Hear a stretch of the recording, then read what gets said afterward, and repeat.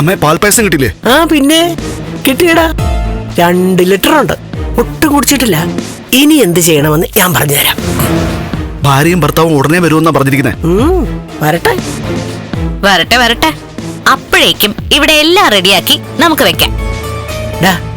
പായസത്തിനകത്തെ ആ മരുന്ന് കലർത്താൻ കഴിഞ്ഞാ പിന്നെ നമുക്ക് പേടിക്കാനൊന്നുമില്ല. ബാക്കിയൊക്കെ നമ്മൾ ചിന്തിക്കുന്ന പോലെ തന്നെ നടക്കും. ആ മരുന്നിന് ഭയങ്കര മധുരമാണെന്നാ ആ വൈദ്യര് പറഞ്ഞത്. അത് പായസത്തിൽ കലർന്നു കഴിഞ്ഞാല് മധുരം കൂടത്തേ ഉള്ളൂ. അതുകൊണ്ട് സംശയിക്കാനുള്ള സാധ്യതയൊന്നും ഇല്ല. അവളത് ആസ്വദിച്ച് കുടിക്കുകയും ചെയ്യും. ഇനി എല്ലാം മോളുടെ കയ്യിലാ. മോഹിനിക്ക് സംശയമൊന്നും തോന്നാത്ത രീതിയിൽ വേണം എല്ലാം ചെയ്യാൻ. അതൊക്കെ ഞാൻ ചെയ്തോളാം മുത്തശ്ശി. ഇപ്പൊ തന്നെ ചെയ്തോളാം. ആ, ഇക്കാര്യം ഞാൻ അമ്മയ്ക്ക് മോക്കമിട്ടിരിക്കുക. ഒരു കാര്യത്തിൽ ഞാൻ ഇടപെടുന്നില്ല. അയ്യടാ, ഞങ്ങൾ ഇടപെടുത്തത്തില്ല അല്ലേ മോളെ? അതെ.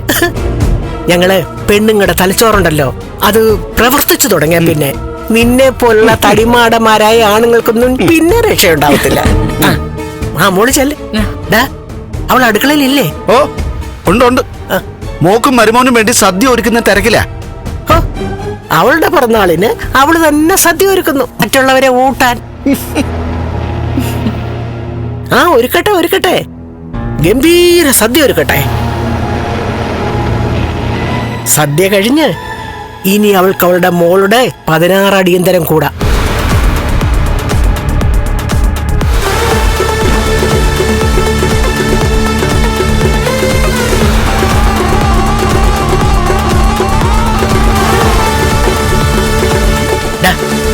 എന്തെങ്കിലും സംഭവിച്ച കൊച്ചിനെ പ്രതിയാക്കരുത് കേട്ടോ. അത് പിന്നെ നമ്മൾ പ്രതിയാക്കുമോ? നമ്മൾ വിചാരിക്കുന്ന പോലെയൊക്കെ നടന്നാ മതിയായിരുന്നു എന്റെ ഭഗവതി.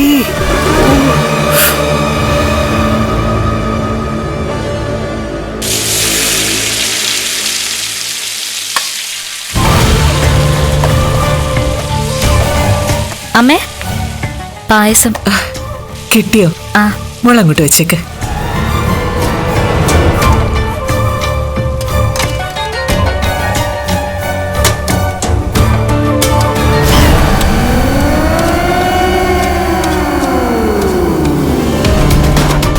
ഒരു ഗ്ലാസ് ഒഴിക്കട്ടെ അമ്മേ? എനിക്ക് കുറച്ച് ഷുഗറൊക്കെ തുടങ്ങിയിട്ടുണ്ട്. എന്ന് വെച്ചാ ഒരു ഗ്ലാസ് ഒക്കെ കുടിക്കാം. ഞാൻ എടുക്കാം.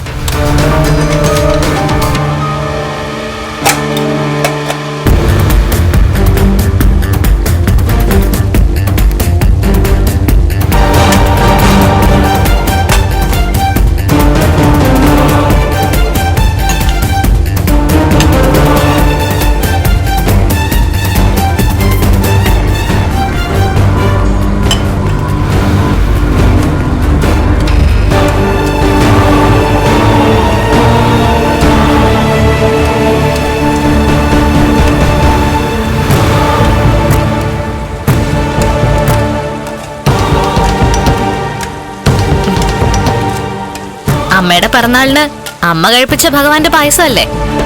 അത് പിന്നെ കുടിക്കാതിരുന്ന ഭഗവാൻ ഇഷ്ടപ്പെടൂ? ശരി, എന്നാ ഒരു ഗ്ലാസ് കുടിച്ചേക്കാം.